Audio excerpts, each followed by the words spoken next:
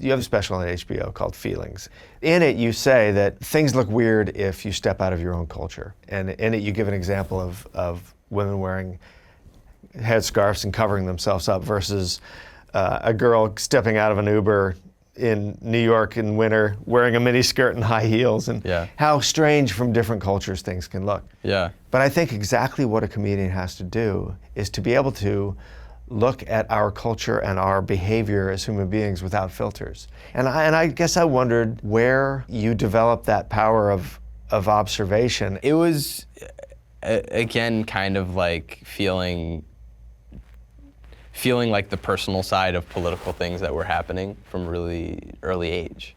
You see kind of these things that are happening, and then knowing that you're somehow like a byproduct of the other end of it, of what they're talking about. And so it becomes the lens that you look at everything, you know, where how is this really big thing also really small? And then you kind of just start comparing, you know, and you start looking at it. Yeah. And okay, everyone talks about these wars that are happening overseas. What is it like when through your family you actually know someone in it?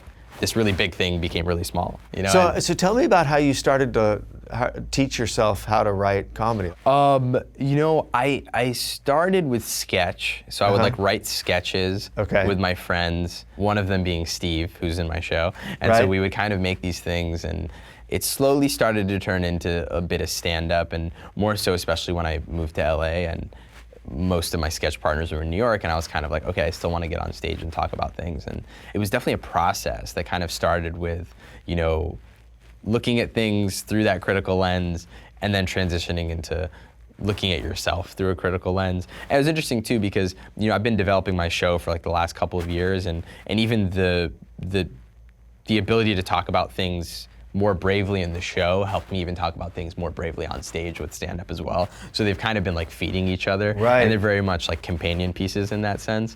And so yeah, it's just using that to continue to push it and push more, and almost the thing I like about religion, which is like, you know, you can use it to be, you know, more connected spiritually and step outside of yourself and therefore be a better version of yourself. Yeah. Is how I feel about comedy, which is like, how can I use this and explore this to further kind of go at my ego and go at my desires and go at those things and talk about them and try and get to the bottom of it.